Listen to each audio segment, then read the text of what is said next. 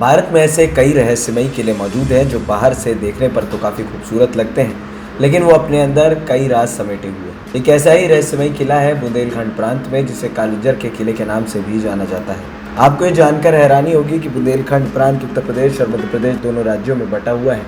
इस प्रांत के अंदर आने वाले कुछ जिले उत्तर प्रदेश में पड़ते हैं तो कुछ मध्य प्रदेश में पड़ते हैं। वैसे कालिंजर उत्तर प्रदेश के बांदा जिले में स्थित है। कालिंजर का किला भारत के सबसे विशाल और अपराजित दुर्गों में गिना जाता रहा है। प्राचीन काल में ये दुर्ग जीजा भुक्ति यानी कि जय शक्ति चंदेल साम्राज्य के अधीन था। बाद में 10वीं शताब्दी तक चंदेल राजपूतों के अधीन और फिर रीवा के सोलंकियों के अधीन रहा। इन राजाओं के शासनकाल में कालिंजर पर महमूद गजनवी, कुतुबुद्दीन ऐबक, शेर शाह सूरी और हुमायूं जैसे योद्धाओं ने आक्रमण की, लेकिन इस पर विजय पाने में असफल रहे। कालिंजर विजय अभियान में ही तोप का गोला लगने से शेर शाह की मृत्यु हुई थी। बाद में मुगल बादशाह अकबर ने इस पर अधिकार कर लिया और किले बीरबल को तोहफे में दे दिया। इस किले में कई प्राचीन मंदिर भी हैं। इनमें से कई मंदिर 3वीं से 5वीं सदी यानी गुप्त काल के। यहाँ के शिव मंदिर के बारे में मान्यता है कि सागर मंथन से निकले विष को पीने के बाद भगवान शिव ने यही तपस्या कर उसकी ज्वाला शांत की थी। यहाँ स्थित नीलकंठ मंदिर को कालिंजर के प्रांगण में सबसे ज्यादा महत्वपूर्ण और पूजनीय माना गया है। कहते हैं कि इसका निर्माण नागों ने कराया था। इस मंदिर का जिक्र पुराणों में भी है। इस मंदिर में एक शिवलिंग स्थापित है जिसे बेहद प्राचीनतम माना गया है। नीलकंठ मंदिर के ऊपर ही जल का एक प्राकृतिक स्रोत है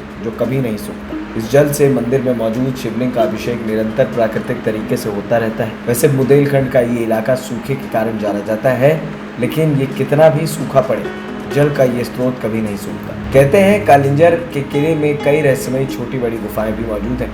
इन गुफाओं के रास्तों की शुरुआत तो किले से ही होती है, लेकिन ये कहाँ जाकर खत्म होती है ये कोई नहीं जानता। जमीन से 800 फीट की ऊंचाई पर बनाकर कालिंजर का एक किला जितना शांत है उतना ही खौफनाक भी है। कहते हैं कि रात होते ही यहाँ एक अजीब सी हलचल पैदा हो जाती है। लोगों का मानना है कि यहाँ मौजूद रानी महल से रात को अक्सर घुंघरुओं की आवाज़ सुनाई देती है। यही वजह है कि यहाँ दिन के समय तो लोग घूमने के लिए आते हैं, लेकिन रात होने से पहले ही वो चुपचाप यहाँ से निकल जाते हैं। इस किले में प्रवेश के लिए 7 दरवाजे बने हुए हैं और ये सभी दरवाजे एक दूसरे से बिल्कुल अलग हैं। यहाँ के स्तंभों और दीवारों में कई प्रतिलिपियाँ बनी हैं। मान्यता है कि प्रतिलिपियों में यहाँ मौजूद खजाने का रहस्य छुपा हुआ है जिसे अब तक कोई नहीं ढूंढ पाया। इस किले में सीता सेज नामक एक छोटी सी गुफा है जहाँ एक पत्थर का पलंग और तकिया रखा हुआ है। माना जाता है कि जगह माता सीता की विश्राम स्थली थी। यही एक कुंड भी है जो सीता कुंड कहलाता है। किले में बुड्ढा और बुड्ढी नामक 2 ताल हैं जिसके जल को औषधीय गुणों से भरपूर माना जाता है। मान्यता है कि इनका जल चर्म रोगों के लिए लाभदायक है और इसमें स्नान करने के कुछ रोग भी ठीक हो जाते हैं। विंध्य दस्तक की रिपोर्ट।